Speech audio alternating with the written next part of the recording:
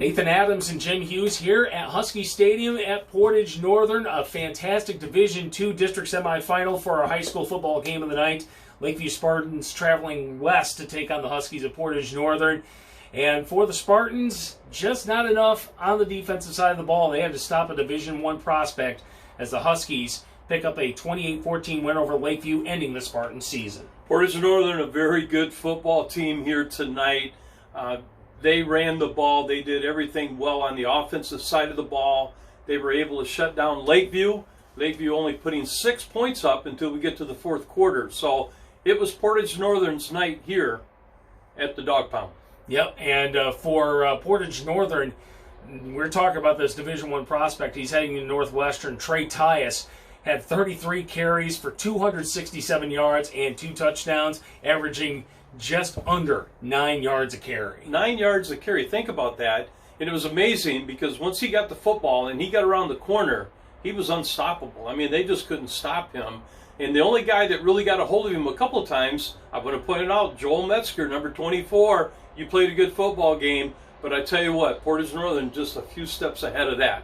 Yep, and not only that, they were also able to put a nail in the coffin in the fourth quarter. A.J. Harris with 2 touchdowns as well, as Portage Northern ran for just short of 400 yards tonight, along with 95 yards to the air. Lakeview on the offensive side, Jaden Simonson was a major part of that offense, running for 141 yards. He did score once in the first quarter, and they just could not put things together. And also just a couple of key plays that set them back and set up Portage Northern for the rest of the night. The key play that he's talking about was the roughing the passer.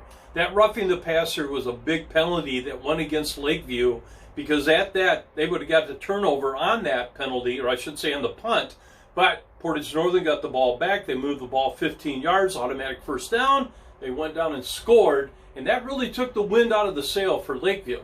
And that was really, I consider, the turning point in this football game here tonight. Yep, and there were also a couple of big runs on the third drive for Portage Northern that would end up in a score. As a matter of fact, it was Trey Tyus starting it off with a 15-yard run, then A.J. Harris going 28 and 15 yards. And I tell you what, the Huskies, very impressive. They advance. They're now 7-1 on the season, and will take on East Lansing on the road in their district final in Division II. For Lakeview, they finished 5-3, but there is a lot to look for in the future for the Spartans, just losing 8 players to graduation. Yeah, one of the things about Lakeview, they've got freshmen playing here tonight. They had sophomores. The juniors are going to step up into that senior role. The future is bright for Battle Creek Lakeview. Keep an eye on them in 2021. Yep, so we've got a couple of other games going on in the area. They're scrolling down below. Harper Creek traveled down to St. Joe. Olivet was actually here on the north side over at Soyson Stadium in Kalamazoo, taking on Kalamazoo United. A couple more games coming up on Saturday. That's also below, including that big Penfield-Marshall matchup at 1 o'clock on Saturday. Unfortunately, we won't be able to be there because of Michigan State football, but we will follow Penfield or Marshall next week as they take on Williamston in Division IV in a district final there. Should be a good time next week. We're looking forward to being up there, whether it be Marshall or Penfield. Yeah. So stay tuned, everybody. We'll keep you posted right here on 95.3 WBCK.com. Of course, 95.3 WBCK, and of course, the WBCK app. Download it. It's free. It's available to you. Just search for 95.3 WBCK. Download it to your smartphone or tablet.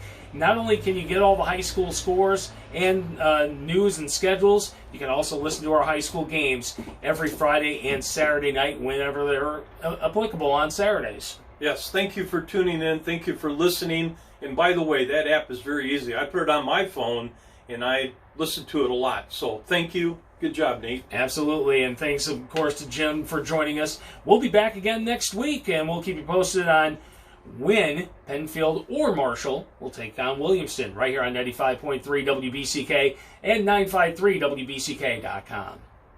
Good night.